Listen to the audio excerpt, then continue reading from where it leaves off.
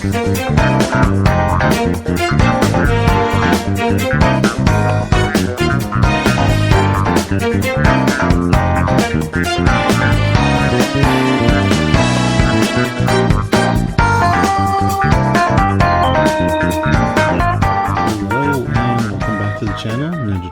today we're starting the video off actually showing the figures, unlike last video. But today we're covering Rachel Summers, aka Prestige, aka Phoenix 3. I don't know what she's calling herself right now. I think Marvel Girl, to be honest. I'm not 100% sure. But everyone's favorite daughter from the future alternate timeline is here, and we got 4 different versions that I've made very recently.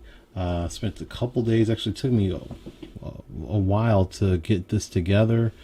Surprisingly, it had its frustrations, it had its easy moments, and just some really cool stuff that I was able to do. And there goes Phoenix 3. But yeah, I was able to get all this done recently, so we're going to cover all of these. First though, I'm going to do them individually later on, so if you're really more curious about the details of a particular costume that I made, make sure you look at the timestamps down below. I will leave timestamps for each of these, but I want to talk more broadly at first, because one, they all have pretty much the exact same build, so I don't want to, keep repeating myself every single time for each single every single figure.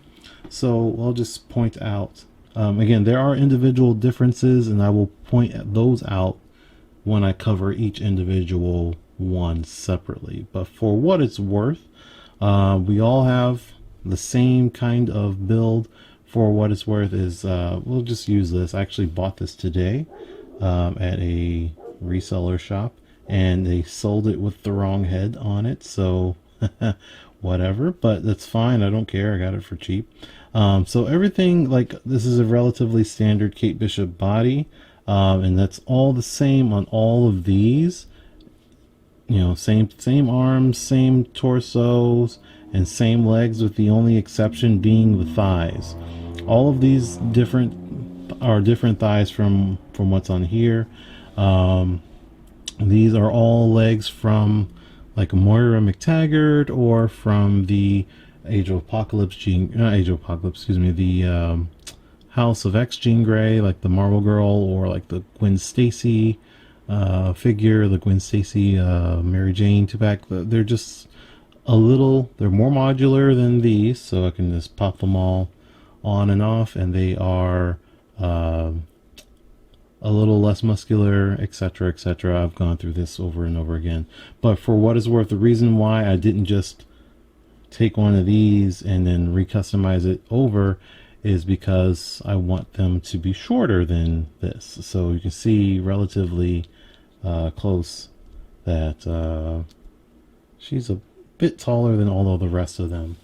So I mean, there's also heels at play.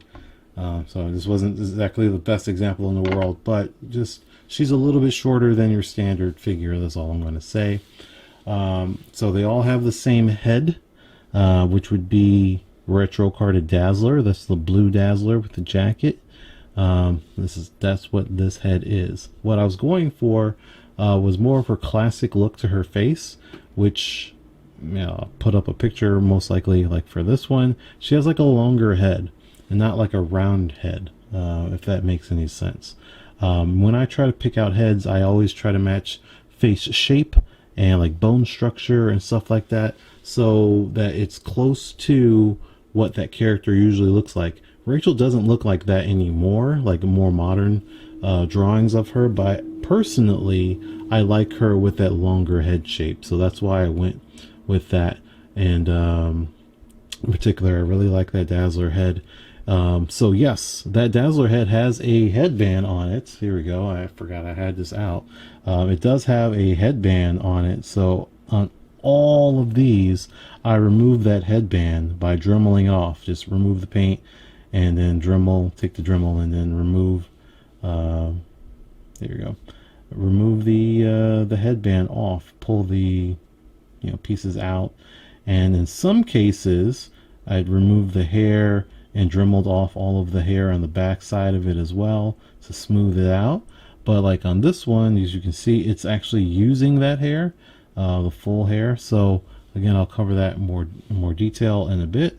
But for the most part, I had to Dremel off the headband on all of these. I didn't do a perfect job every single time, but her forehead is relatively smooth on all of these. So there's that. And then yeah, standard arms, standard old school Kate Bishop arms, like I said, on most of them, except for when we'll get to that. And then yeah, her hair color, I went with a fire red. It's Angelus Colors, Angelus acrylic leather paint, fire red hair color. I really liked how that looks on her in particular. I usually go with a darker color for my Jean grays. If I really want that Jean, usually a darker red for Jean. I wanted a lighter red for Rachel in particular. So I think that's about it. Like I said, everything, she got flats on for all of her shoes. There's nothing really special about any of that, but we're going to cover Prestige, this first one. And now we have Prestige. So if you're new to the channel, this Prestige costume is actually a remake. This custom is a remake of the very first custom that I ever did 3 years ago, and that video's still up on the channel. It's like a 40-minute video. I was talking about something and it was probably not very important, because 40 minutes for one custom was a lot. And here I am, I've remade it 3 years later and it looks much better. So what's funny is I don't have anything left from that custom, that original custom, other than this. These are the legs that I used on that one. The only thing that's actually salvageable on that original custom from that of Prestige are these thighs. Not even the lower legs. You can see the feet pegs are not there, because I did such a butcher job on my first custom, thinking I needed to do all this extra stuff, and I didn't. So the only thing literally that I can actually use on a new figure, a new custom, are these thighs and nothing else. The arms are butchered. The head, the original head that I used, never actually fit on the neck peg, so I glued it on, so I couldn't reuse it for something else. The lower torso was cracked and messed up. The upper torso, I forgot what oh yeah, because it was glued, the head was glued onto it, so I couldn't use the upper torso for anything. And even the cape I messed up. So the cape on the original was actually this Polaris cape on the original one, and I had just cut it shorter and painted it, and I was going to reuse that cape again on the new custom, but it was all painted. So I was like, oh well, let me just remove the paint and then I can start all over again, and just repaint it. But I had sealed it with Mod Podge, and this is why you see me going back to remake all of my old customs, because of the Mod Podge. Looks really shiny, but also it's technically glue, and when I was trying to remove it all, it was really difficult to remove on, in particular, that cape. So I was like, well, instead of dabbing a little bit of nail polish on it, maybe I'll just submerge this cape in a bath of nail polish and let it soak for a while, because I can't even use elbow grease and rub it out. So I let it sit in nail polish remover for a couple of minutes. I came back, I was like, okay, let's give it a shot. Trying to rub it out, still wasn't really working. But what ended up happening is that the nail polish remover went underneath the paint and went straight to the plastic, and it started bubbling the plastic up, and I was actually rubbing off plastic, and the paint was still on the plastic, so it ended up peeling it all off, and it was making the cape thinner and rougher, and it was just really ugly and just unsalvageable, so I had to toss it. Long story, I'm sorry, but that's one, don't soak anything in nail polish remover because it's gonna ruin it. So you don't want to do that. And secondly, this is how we got to using making this cape that I did today.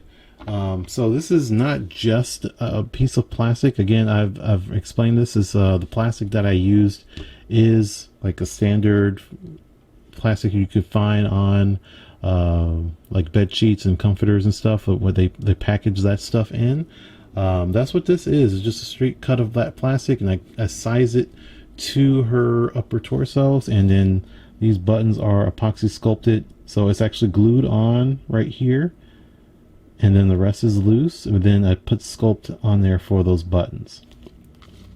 But the important thing here is I've got bendy wires in there, so you can see right here and right here that that's the wire, and then I put some plastic on top of that to keep the wire down, and then painted on it. It looks a little weird because it's yellow, and yellow sucks, but if this was black or a darker color, it would blend in a lot better. Also, it was hard to glue it down just because it was like sticking to my fingers. I learned a better process over time. Basically, don't glue the entire thing down all at once because it's kind of hard to keep up with. And then you might end up gluing your fingers to plastic for longer than you like. But for what it's worth, it works okay. I liked how it turned out. It is, like I said, is bendy wire, but next time, this is me learning lessons. Instead of doing it the way I did with these two lines going down, I'd rather have that bendy wire go along the side and along the bottom. So that way I could bend it like this or that, or bend it like this or that, and it can hold its shape better. Now this still works totally fine for if I want to, have it displayed like this or something like that. But ideally, like I said, I think going along the sides, along the edges would be a better idea. So next time I make a cape, I'll most likely do that. And also this will apply to dresses and skirts and stuff too. But for what it's worth, again, standard body, I use the same paint, the Angelus acrylic leather paint on the back. That red is chili red. I use that same red all across the body so it all matches the same. And actually not in the center frame, so it's all matching. And then everything else is just standard painting black. Painted this. I actually forgot to paint the symbol on her face, the marks on her face initially, and I just yesterday remembered to do that, so I updated that as such. And yeah, that's Prestige. She does not wear this costume anymore. It was a very short-lived costume. I really liked it, and what she's wearing right now, I honestly have no idea, and I don't care because I like this one the most. All right, so let's move on. All right, moving on, we've got, well, I don't know if this costume has a particular name, but I'm going to call it the Rise and Fall of the Shi'ar Empire costume. We'll just call it the Shi'ar costume for short, just for today's video. It's not an official name. She actually wore, oopsies, she actually wore this costume before that storyline, which was Uncanny X-Men 475. I know this because of references, but she was wearing this costume before that, but she had hair that was kind of flaring out, and she was wearing glasses. And there were some small differences here and there, like she had green sleeves going up to her forearms, and some other, smaller things here and there about the look. But this is particularly how I liked her look, and that's why I made it this way. You may remember this costume, or maybe you even have it in your collection, that Hasbro, during the dark days when they weren't making very good looking Marvel Legends, they made a actual costume of this. They actually made a figure of this, and I had that in my collection for a long time. It was the only Rachel that, it still is the only Rachel that they've ever made to this date. But it doesn't really match up or look very good next to current Marvel Legends, because they've changed the formula so much that it just looks so bad and outdated. And I sold mine a long time ago knowing that I was going to remake it like this. So again, the bodies, all the same kind of makeup as the previous figures.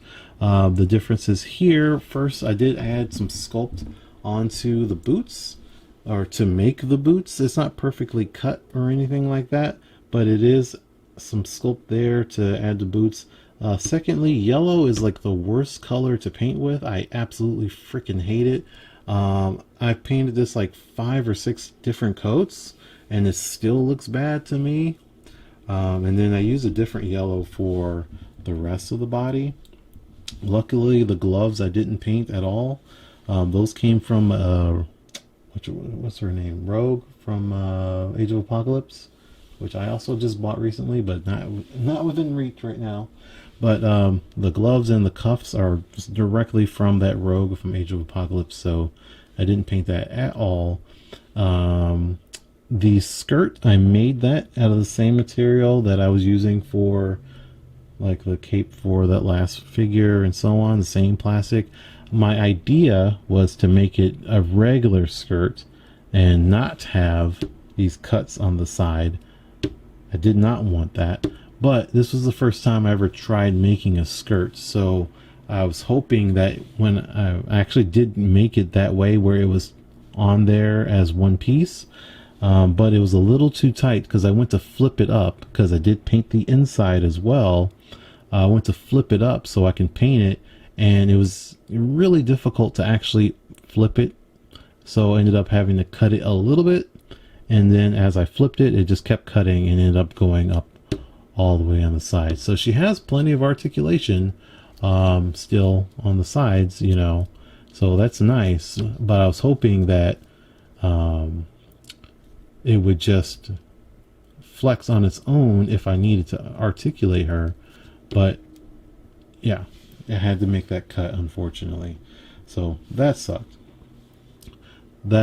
I didn't want to paint it the way that it is currently, basically, and I'll just leave it at that. The necklace, so that is again, same plastic here for the actual necklace part, but the X symbol that came from I think it's X23, the X-Force X23. She has a belt and it has an X symbol on there, and I just cut that out, and you know, it's already round, and just remove the paint sand a little bit, add the little necklace on there, boom, done. And Dazzler head sculpt, the hair is fully sculpted by me except for the lower back part right here. That part is part of that Dazzler head, but the rest of it is sculpted by me. Same thing with this belt, I sculpted that on to cover up the line, the mark of where the skirt was glued on. The belt is sculpted on top of that. Now the most important thing here is her earrings. Those are real metal. They're not real gold, but they are basically real earrings, or real rings, real metal. I got this bag of rings from Michael's for $3.50, and now I have all the gold hoop earrings I need for every character that has hoop earrings, which I will actually be needing this quite a bit in the next couple of weeks, so, or next couple of customs. So that's fun. I'm glad I found these. I also bought them in different sizes too. Here's unopened package, so this is it right here. Bead landing jump rings. This is a bigger one, a bigger size, and then these are smaller for just in case I need smaller ones. But $3.50 each, and yeah, they work just fine for hoop earrings in my opinion for what I need them for. I really dig them. And I glued them on, so you can open them up if you had like a really small hands and really strong forearms or whatever. You can open them up. Whatchamacallit, needle nose pliers would also work too to open them up, but then it kind of messes with the integrity of it, in my opinion. And it's going to be hard to close them back without messing up the circular shape of them, so I decided to glue them on. That's why they're there like that. Would have been nice. I actually had hoped that they had a pin in there because I'm actually going to pierce her ears with them. So I can just paint her ears normally and then pierce the rings through there, but they don't have that in them. So it wouldn't have worked anyway because their ears are too small for all of that to actually fit reasonably, in my opinion. But, you know, keep your eyes open for that sort of stuff, and maybe you can do that in the future. All right, so now we have our Phoenix 3, not really technically Dark Phoenix. So during I think it's the Excalibur run, there was a point where she switched to wearing a Phoenix costume, and it was the traditional green one. And then after a little bit, she was like, yeah, I'm not really feeling the green. I think the red looks better on me. So she switched it to red, and she just wore the red Phoenix costume, the Dark Phoenix costume. She was never Dark Phoenix. She just liked the red color better because she is Rachel and she really likes red, okay? But this was pretty much just swapping of figure parts and stuff. For what it's worth, like I said, the build's the same as the other ones. There is the Dark Phoenix figure that they recently released, and that's what you see on the hands, the arms, the upper torso, and that's it. And the sash. The sash is coming directly from that Dark Phoenix figure. So she does have double jointed pinless arms on this particular figure, this particular custom, just because I didn't want to repaint that. But I repainted everything else. So one of the wonderful discoveries, even though I actually don't like the red that Hasbro chose for this figure, I wish it was a darker red, I guess, but not as dark as the previous Dark Phoenix. So just like a more traditional red. I found a color match, or at least a very, very good color match. So again, the lower torso, the legs, and all of that, and the head are new to this body. So I had to paint the lower torso, the insides, all of that to match what's up top. The red Vallejo, what color was it? Vermilion. All right, so it's Vallejo acrylic paint Vermilion. That is the red that I painted here, and it matches almost perfectly to the Hasbro plastic red that they have there. So looks good. And then their deep yellow, the acrylic deep yellow color, is a pretty close match to the Hasbro yellow that they have on her arms. So that's it.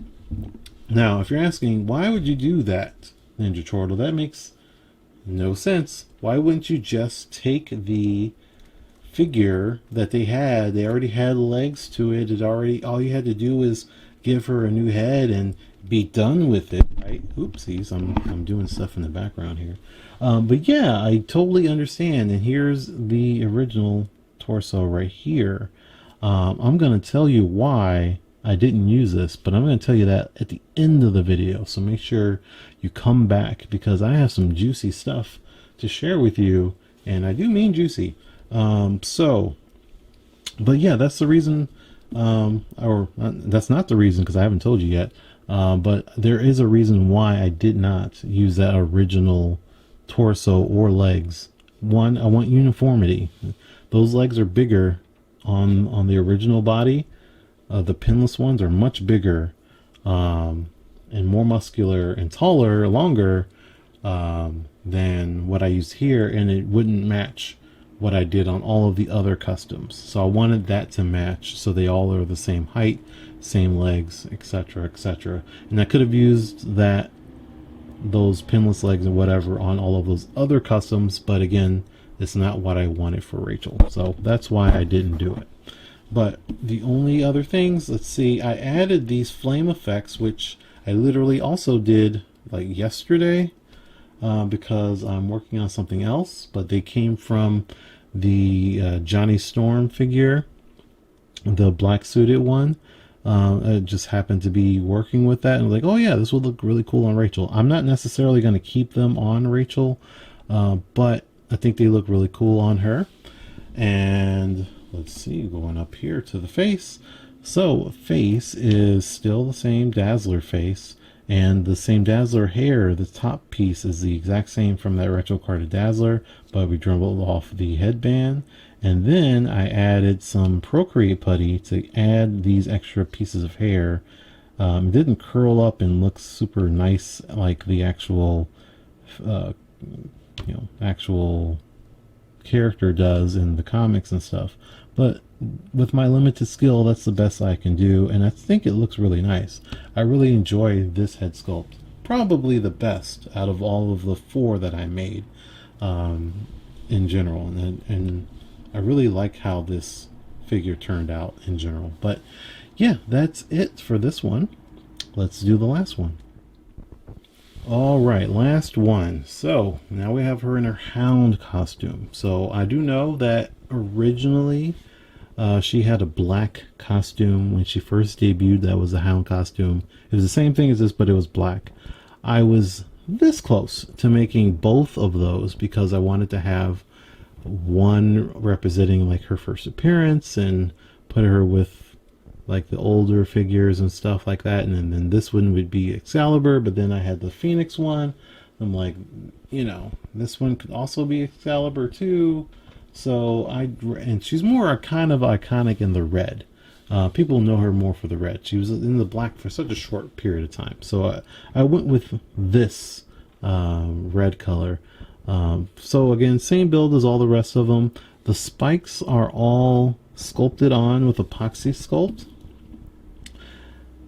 I wish I was more observant. When I went to Michael's, I literally went to Michael's like this past weekend to get those rings for for her earrings and stuff. I wish I was paying attention because I could have looked also for something that I could have glued onto her arms and her chest and stuff to be more thinner pin, sharper pins and stuff. I wish I had looked for that. I don't know if there's anything that does exist at Michael's, but I wish I had looked, but I just wasn't thinking about it at the time. But this is all sculpted on. It's not even glued on. I did sculpt there, so they're not very uniform or like in the same shape or anything like that. I had to Dremel and sand it down to get it to be the way that it is now. But they're not glued on there, so I could actually pop them off if I really wanted to. If I'm not too careful, I could accidentally do that. But painted ivory color, and then again, this is the red is a Vallejo acrylic paint red, flat red, yeah, flat red from a Vallejo. I don't like that color at all, to be honest with you. But I think it works pretty well for this costume. Ironically, I actually don't like the color. If I was going to use Vallejo red, I would not use the flat red for like anyone that needed to have a red color. It just doesn't pop the way a red should. And then their regular red is way too dark. So I have issues with Vallejo with their red choices. Another red color though. Let's go ahead and talk about the red. This piece. This piece comes from Songbird. I always forget her name. Songbird. So one thing to get it sticking out of her, when you have a Kate Bishop style torso, which where we go? Here we go. The old school ones, basically Polaris. Polaris is actually a better example because this is the reason why they have that hole in the back is because of Polaris. I believe this is the first time that they ever used the cape on the Kate Bishop torso, and they put the hole in the back so the cape can go on there. Because they did use this cape before they made Polaris. They used it on Gamora, but it didn't. That cape didn't have a peg in the back, so they changed the cape to have a peg in the back, and they put a peg hole on the Kate Bishop torso to make Polaris. There's a bit of Marvel Legends history for you. So that peg hole is on a style that is more of like a t-shirt or bodysuit or something like that. I dremeled on here down so that it actually has like it goes into her chest more. So I removed that like cloth feature, but she still has the peg hole in the back. Let me try to get that out. There you go. So she still has that hole, so that way it fits in there. You see I didn't put any paint on this because you don't want that rubbing off anyway. But you can see I painted yellow. That was a pain in the butt. I did so many layers of that. I could still see underneath the primer and the other stuff that's underneath there. It looks really nasty to me. But yellow, flat yellow for Vallejo paint. And then I took the scarlet color, which is pretty much this out here. All of that is just scarlet, but then more of a dry brush kind of vibe. Not maybe that's dry brush, I don't know, but just try to blending it in. So part of this is yellow, part of this is scarlet mixed in, and just kind of looks orange just because yellow and red. So it just not really fully committing a full brush of paint to these little areas here, so that way it looks a little bit of blending in there, transitioning from one color to another. That's how I was going with that. And yeah, it works out really well. So one of the reasons actually, if you do know about Rachel, she was wearing heels in this costume, and I was going to put heels on her, but I tried not to, or decided not to do that, because with heels she would not be able to stand with this thing in her back. As you know, if you know, Hasbro heels really suck. They're terrible for balance, and then adding this would be really heavy, so she would never stand up ever. So I decided to just give her flats, and it helps out. Clearly, as you can see, she stands up with no problem whatsoever. Now, that being said, she does have a spiky collar. The collar originally came from the retro carded black cat. If I can get you to stand, that'd be lovely. Thank you. From the retro carded black cat, which I had been using on my Black Queen Jean Grey, and I just took it off of that Black Queen Jean Grey because I'm going to remake her anyway, and I didn't have an extra collar lying around, so I decided to just snatch it from her, and it is glued onto her neck, so it's not going to go anywhere. So there's no way I can scrap it anymore. But yeah, it's not going anywhere, and yeah, I repainted that as well. And then just a standard face. Her head is, again, the Dazzler head, but I did use the Age of Apocalypse Jean Grey's hair to give her this hairstyle.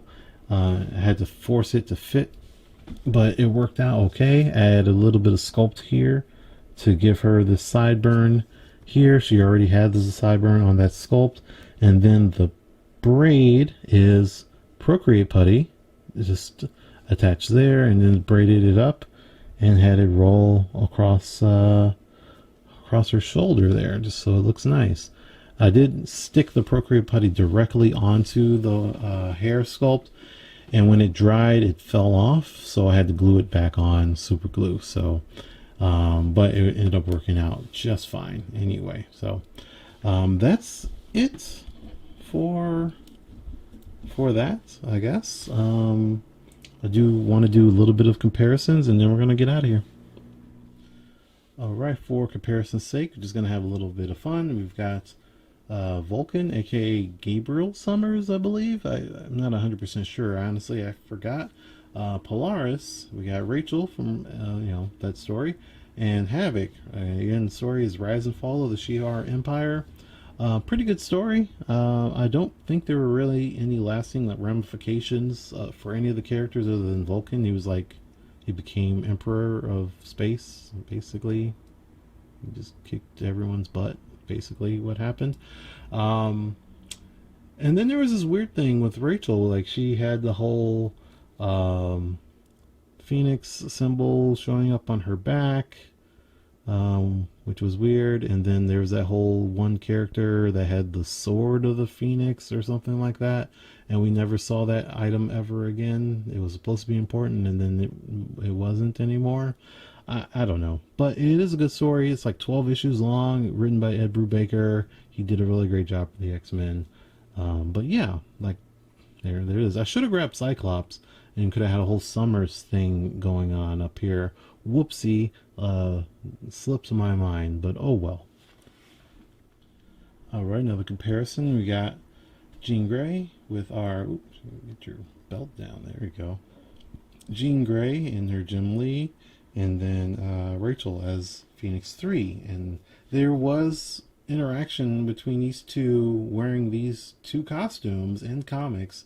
I was Googling and saw that stuff because it's too old. I haven't read them. I don't know what issues they were from in particular, but it was really cool seeing them interact wearing literally these costumes together. So again, mother, future, alternate future daughter.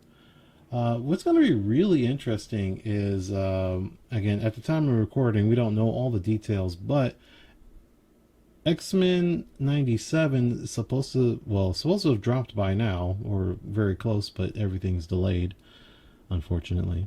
But we do know that Jean Grey is going to be pregnant in that series, X-Men 97. So it is taking place immediately after the season finale of the original animated series, and she's going to be pregnant. So I don't know. We don't know what child it's going to be. We don't know, any of the details. We can assume Cyclops is the father, but other than that, we don't know if it's going to be Rachel that she's going to give birth to, because canonically, in the very least, Jean is the mother of Rachel.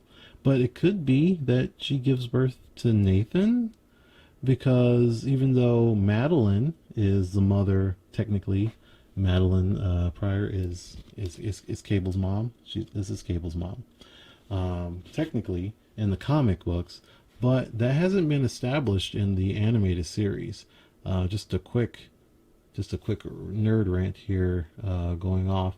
In the animated series, early on, when Cable first interacts with the X-Men, Jean Grey telepathically goes to his mind to figure out who he is, and she sees his past, which is the future of the world, but she also sees that, hey, that's our kid, Cyclops, that's my son, that's your son, that's our child, which is not accurate technically, because again, Madeline is his mom, but she didn't see Madeline, she saw herself.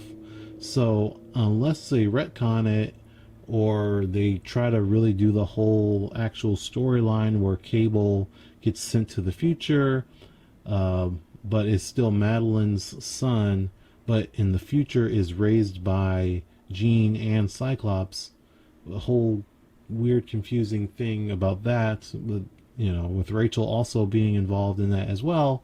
But yeah, I don't think they're gonna make it that complicated or convoluted for Cable's backstory. So I think a safer bet is that it is gonna be that Jean is pregnant with Cable, and they're not gonna do Rachel in the animated series in X-Men 97.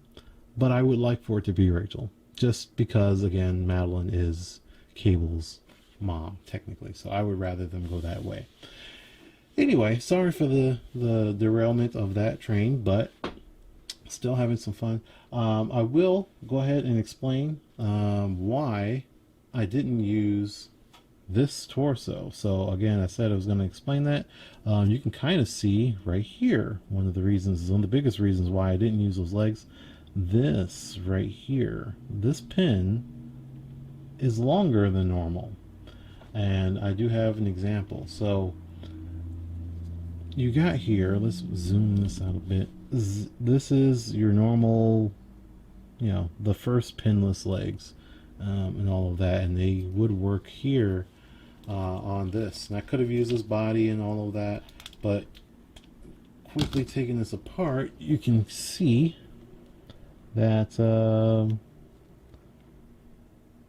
this is a longer pin than this one. So if I use these legs on this, which is what I did do this for the Prestige figure, it'll look like this. But if I used it on this one, she would be even curvier. which is wonderful if that's what you're going for, but that's not what I wanted for Rachel. That being said, you can get some pretty juicy curviness if you're using a longer pin like this one on a figure, which I am going to be doing for the first time very soon on upcoming customs. But one of the things that I discovered when doing this, because I decided to mess around with some old parts, some old scrap. So I never decided to actually collect the X-Men movie figures because I thought it was a little too late, a little too little, too late. Like the Wolverine, Hugh Jackman, the Patrick Stewart, Professor X, and all of those. The only one that I actually legitimately bought for my collection was the Deadpool 2, the darker costume, the smoke one, the X-Force one. That's the only one that I have in my custom or my collection that I intended on repainting it red because the other one, the red one, came with the 2-pack with Negasonic, and I didn't want to buy a 2-pack. Yeah, whatever. But I'll worry about that later. So what am I bringing up is I did buy some Mystique figures because I thought maybe I can use the bodies for fodder pieces, use the hair or the head or whatever. I got them real cheap, but it's been a couple of years. I hadn't used it. But here are the legs for that Mystique figure. I've been struggling on using these and finding a place to use them. There's some very interesting things about them, and I'm just gonna put this in here real quick. I'm just gonna show you something. You're gonna see what I'm looking at here is it's pretty interesting, I think. If I can get some focus on this part, that would be really great. Camera, get out of here, Rachel. You're messing things up. Yeah, so that's pretty good. Like, that's really good. Like, wow. Like, that looks really good. So the issue here is, of course, all of this is sculpted on, but it even looks incredible from the front. So I got plans on using this for future customs. And I'll explain it more when I do it. But this was just a really nice discovery because even using different thighs that I normally do, it doesn't fill in the gap like this. Look how, like, there's nothing. It's perfectly fit. And these are the only legs, and then maybe the first appearance Storm. I think her thighs are like this as well. But look how it's like there's no gappage, and it's super curvy. So that's gonna happen pretty soon. I just wanted to share that with you. I know this is a super long video, but like I said, I'll go into more detail when I actually use this. But this will get used on several characters I've already planned out. It won't be like immediate future, but it is gonna happen. And I can't wait to show you how nice this looks when it's actually fully customized and painted and on a full-on